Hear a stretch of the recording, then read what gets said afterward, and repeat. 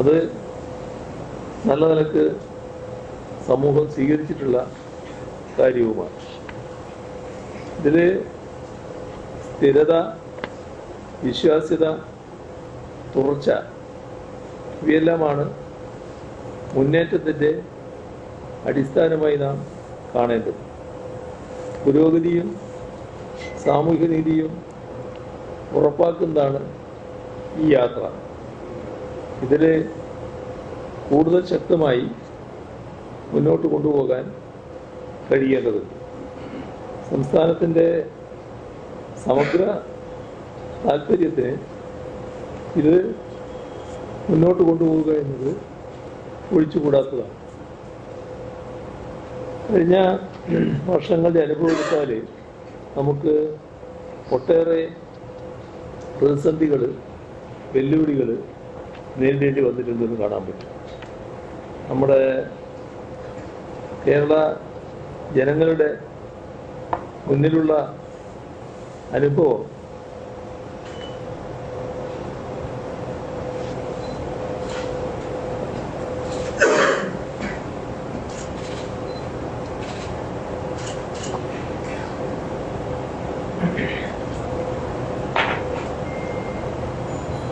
എന്താണോ വാഗ്ദാനം ചെയ്തിട്ടുള്ളത് അത് കൃത്യമായി നടപ്പാക്കുക എന്ന രീതിയാണ് നമ്മുടെ സംസ്ഥാനം പൊതുവെ സ്വീകരിച്ചിട്ടുള്ളത്. അപ്പം അതുകൊണ്ട് തന്നെ നല്ല തരത്തിലുള്ള പ്രതികരണം ബഹുജനങ്ങളിൽ നിന്ന് ഇതിൻ്റെ ഭാഗമായി ഉണ്ടായിട്ടുണ്ട് എന്ന് കാണാൻ സാധിക്കും. ഇപ്പോൾ നമ്മുടെ മുന്നിലുള്ള പ്രധാന പ്രശ്നം നാളെ കേരളത്തിൻ്റെ ഭാവി എങ്ങനെ വേണമെന്നതിനെക്കുറിച്ച് ആലോചിക്കലാണ്. അപ്പോൾ നമ്മുടെ സംസ്ഥാനത്തെ കൂടുതൽ ശക്തവും സമത്വപരവും പുരോഗമനപരവുമായ ദിശയിൽ മുന്നോട്ട് നയിക്കാൻ കഴിയണം. അതിനുള്ള അവസരമായിട്ടാണ് നമ്മൾ കാണേണ്ടത്. അതുകൊണ്ട് തന്നെ ഈ തെരഞ്ഞെടുപ്പിൽ നാടിൻ്റെ ദിശ നിർണ്ണയിക്കുന്ന ഏറ്റവും പ്രധാനപ്പെട്ട തെരഞ്ഞെടുപ്പാണെന്ന് കണ്ടുകൊണ്ട് ഓരോ വോട്ടും വലിയ വിലപ്പെട്ടതാണ് എന്ന് മനസ്സിലാക്കി നല്ല വിവേകത്തോടെ അത് വിനിയോഗിക്കാൻ പൊതുവിൽ കഴിയേണ്ടതായിട്ടുണ്ട്. അപ്പോൾ വികസനത്തിന്, സ്ഥിരതയ്ക്ക്, സാമൂഹ്യ നീതിക്ക് എല്ലാമുള്ള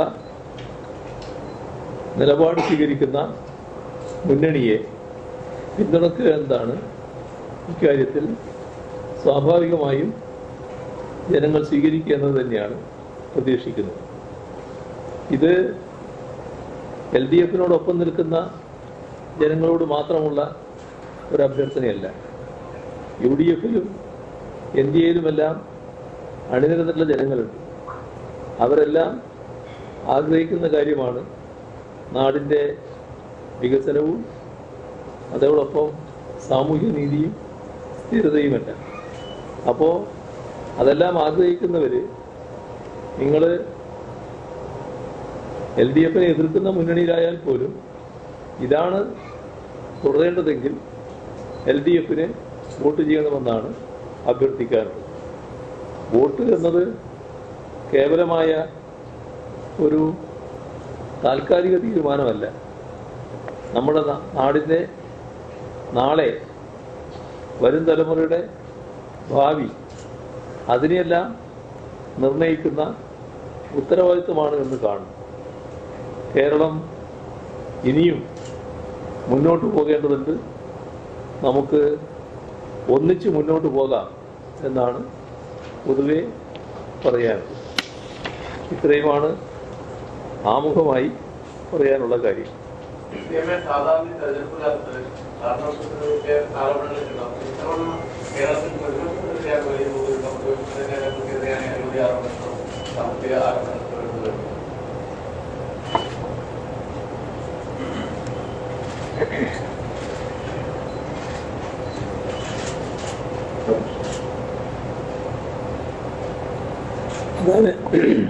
അതാണ് ഞാൻ നേരത്തെ ഒരു ഭാഗം പറഞ്ഞത്.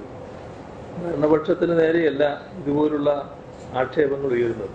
നമ്മുടെ സംസ്ഥാനത്തിൻ്റെ പ്രത്യേകത തന്നെ ഏറ്റവും അഴിമതി കുറഞ്ഞ സംസ്ഥാനമായി കേരളം മാറി എന്നുള്ളതാണ്. അതിനിടയാക്കിയത് LDFിൻ്റെ സംസ്കാരം തന്നെയാണ്. ആ നില നമ്മുടെ നാടിന് പുതിയ മാനങ്ങൾ കൈവരിക്കുന്നതിനിടയാക്കിയിട്ടുണ്ട്. പക്ഷേ നമുക്ക് ഓർമ്മയില്ലേ 2016 മുൻപുള്ള കാലം എന്തെല്ലാം സാമ്പത്തിക ആരോപണങ്ങൾ ഉയർന്നു വന്നിരുന്നു, ഏതെല്ലാം തരത്തിലുള്ള പ്രശ്നങ്ങൾ ഉയർന്നു വന്നിരുന്നു. അത് ഭരണപക്ഷം ഭരണം കൈകാര്യം ചെയ്യുമ്പോൾ ഉണ്ടാകുന്ന പ്രശ്നങ്ങളുടെ ഭാഗമായി വന്നതാണ്. എന്നാൽ അതിൻ്റെ തുടർച്ചയായി LDF ഗവൺമെൻറ് വന്നപ്പോൾ ഈ വശത്തിന് നല്ല മാറ്റമാണല്ലോ വന്നത്. അത്തരത്തിലുള്ള അഴിമതി ആരോപണങ്ങൾ ഉണ്ടായില്ല എന്ന് മാത്രമല്ല, കഴിഞ്ഞ നിയമസഭാ സമ്മേളനം ആലോചിച്ചാൽ മതി. നിയമസഭാ തെരഞ്ഞെടുപ്പ് നടക്കുന്നതിൻ്റെ തൊട്ട് മുൻപ് നടക്കുന്ന നിയമസഭാ സമ്മേളനം നമ്മുടെ ഏത് ഭരണപക്ഷമായാലും ആ ഭരണപക്ഷത്തെ അങ്ങനെ എരിപൊരി കൊള്ളിക്കുമല്ലോ പ്രതിപക്ഷം. ഭയങ്കരമായ ചർച്ച കാര്യങ്ങളെല്ലാം ഉയർന്നു വരും. പക്ഷെ നമ്മുടെ നിയമസഭയിൽ കഴിഞ്ഞ നിയമസഭാ സമ്മേളനത്തിൽ അങ്ങനെയൊന്നും ഉണ്ടായില്ല. ഒരു ആരോപണം പോലും മന്ത്രിമാർക്കെതിരെ ഉന്നയിക്കാൻ പ്രതിപക്ഷത്തിന് സാധിച്ചില്ല. അപ്പോൾ ആ നിലയിലേക്ക് മാറ്റപ്പെട്ടിട്ടുണ്ട് കേരളം. അതാണ് നാം കാണേണ്ടത്. എന്നാൽ ഇത് LDFിന് മാത്രം ബാധകമായ കാര്യമാണ്. UDF ഭരണപക്ഷത്തായാലും പ്രതിപക്ഷത്തായാലും കുറവില്ല എന്നുള്ളത് തന്നെയാണ് വന്നിട്ടുള്ള പ്രശ്നങ്ങൾ കാണിക്കുന്നത്.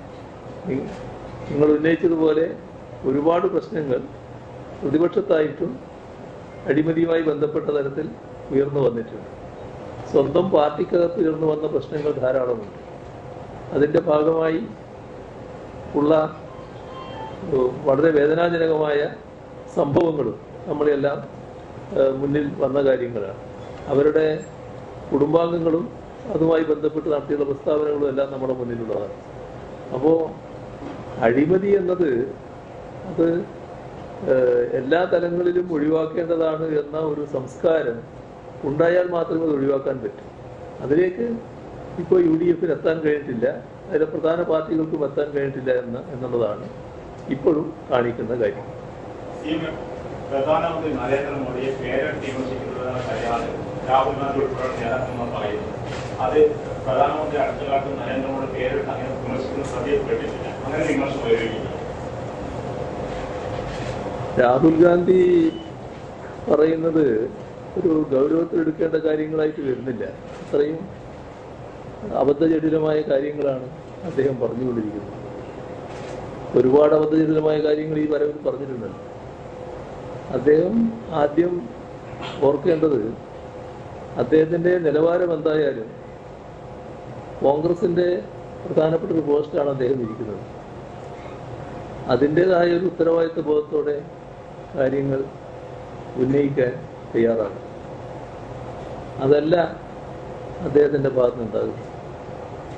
അദ്ദേഹത്തിന് കോൺഗ്രസിൻ്റേതല്ലാത്ത BJP ഇതര മുഖ്യമന്ത്രിമാരോടുള്ള സമീപനം എന്ത് എന്ന് ഒരുപാട് സംഭവങ്ങളിലൂടെ വ്യക്തമായിട്ടുണ്ട്. ഒരു ഉദാഹരണം എനിക്ക് തോന്നുന്നത് കെജ്രിവാളിന് തന്നെയാണ്. കെജ്രിവാൾ കോൺഗ്രസ് അല്ല, എന്നാൽ BJPക്കെതിരെ ശക്തമായ നിലപാട് സ്വീകരിച്ച ആളാണ്. ആം ആദ്മി പാർട്ടിയുടെ നേതാവായിരുന്നു. ഡൽഹിയിലെ BJPയെ പരാജയപ്പെടുത്താൻ ഏറ്റവും ഫലപ്രദമായി നിന്ന ഒരു നേതാവുമാണ്. എന്താണ് രാഹുൽ ഗാന്ധിയും കോൺഗ്രസും ആ കാര്യത്തിൽ സ്വീകരിച്ച സമീപനം? എത്ര കടുത്ത രീതിയിലാണ് കെജ്രിവാളിനെ ദുർബലപ്പെടുത്താൻ വേണ്ടി, ആം ആദ്മി പാർട്ടിയെ പരാജയപ്പെടുത്താൻ വേണ്ടി രാഹുൽ ഗാന്ധിയും കോൺഗ്രസും ശ്രമിച്ചത്. അത് ഫലത്തിൽ BJPയെ സഹായിക്കലായിരുന്നില്ലേ? ആ നിലപാടല്ലേ അദ്ദേഹം സ്വീകരിച്ചത്?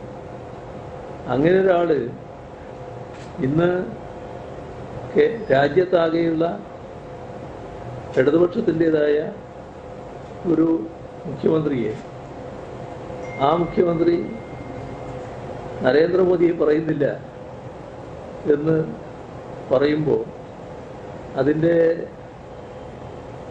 അസ്വാഭാവികത എത്രയാണെന്ന് അദ്ദേഹം ആലോചിക്കേണ്ടതായിരുന്നു. ഇവിടെ പൊതുവിൽ സംസ്ഥാനങ്ങളോട് കേന്ദ്ര ഗവൺമെൻറ് സ്വീകരിക്കുന്ന സമീപനമുണ്ട്. ആ സമീപനങ്ങൾക്കെതിരെ ശക്തമായ നിലപാടാണല്ലോ കേരളം സ്വീകരിച്ചിട്ടുള്ളത്. മറ്റ് സംസ്ഥാനങ്ങളെ ചേർത്ത് നിർത്തിക്കൊണ്ട് അതിനെതിരെ പ്രതികരിക്കാനും കേരളം തയ്യാറായിട്ടുണ്ട്.